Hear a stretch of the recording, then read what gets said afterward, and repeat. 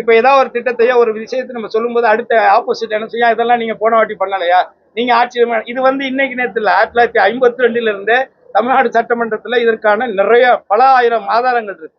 நான் ஒன்னே சொல்றேன், வாஜ்பாய் பாஜகவுக்கும் இன்னைக்கு இருக்கிற நரேந்திர மோடி பாஜகவுக்கும் 1000 வித்தியாசங்கள் இருக்கு. நீங்க தயவு செஞ்சு அதை புரிஞ்சுக்கணும். வாஜ்பாய் இது மாதிரியான ஒரு மதசார்பற்ற ஒரு தேசத்துல, ஒரு கான்ஸ்டிடியூஷன், ஒரு ஜனநாயக நாட்டில் இது போன்ற மதத்தின்பால் மக்களை பிரிக்கிற ஒரு கேவலமான செயலை வாஜ்பாய் செய்யல. அத்வானி கூட அதுக்கு அடுத்துதான். வாஜ்பாய் நீங்க ஒப்பிட்டு பார்க்காதீங்க. வாஜ்பாய் அன்னைக்கு அம்மாவை ஏத்துக்கிட்டாங்க, வாஜ்பாய கலைஞரை ஏத்துக்கிட்டாங்க, அன்றைய அரசுல ஒரு ஸ்டாண்ட் எடுத்தாங்க. ஆனா அதுக்கு பிறகு அவங்க எடுத்துக்கிட்டாங்களா ரெண்டு பேருமே?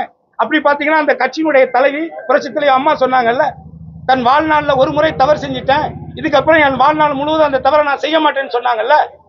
இன்னைக்கு என்ன செஞ்சிருக்காங்க? மொத்தமா கட்சியை கொண்டு அடமானம் வச்சிருக்கீங்களா? யார் விட்டு கட்சி? நீங்க ஆரம்பிச்சீங்களா?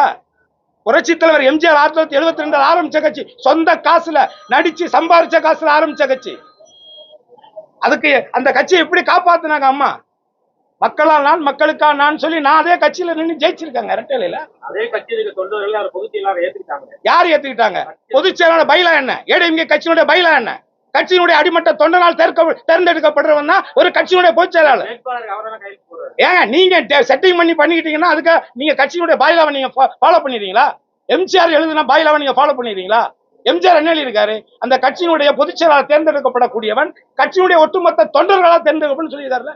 நீங்க ஒரு 50 பேரை மண்டியில வச்சுட்டு கூட்டியாந்து உட்காந்து கல்யாண மண்டபத்தில் வச்சு அடைச்சிக்கிட்டு பொதுச் செயலாளர் ஆயிட்டு அதை நியாயப்படுத்துறீங்களா?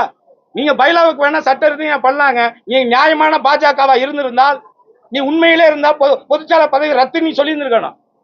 பாஜகவினுடைய அராஜகம் என்ன? இன்னைக்கு அந்த கட்சியை முழுங்கணும், சாப்பிடணும், அதுக்கு 4 அடிமைகள் வேணும். நீங்க செஞ்ச ஊழலை மறைக்கிறதுக்கு, நீ ஜெயிலுக்கு போகாம இருக்கிறதுக்கு கட்சி அடமானம் வைக்கிற.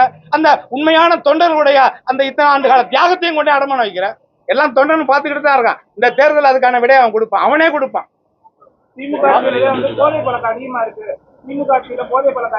எல்லா ஆட்சியிலுமே போதை பழக்கம் இருக்கு. இன்னைக்கு நேரத்தெல்லாம் இல்ல. சாராயங்கிறதும் இந்த மதுபானங்கிறதும் ஆரியர்கள் 2000 வருஷத்துக்கு முன்னாடி ஆரியர்கள் ஆடு மாடு மேய்க்க வந்தாங்கல்ல, அப்பவே சோமபானம்னு ஒரு சரக்கோட தான் உள்ள வந்திருக்காங்க. இதெல்லாம் பழைய மேட்ரு, இது எல்லா காலத்துல இருக்கும். அதை விட்டுருங்க.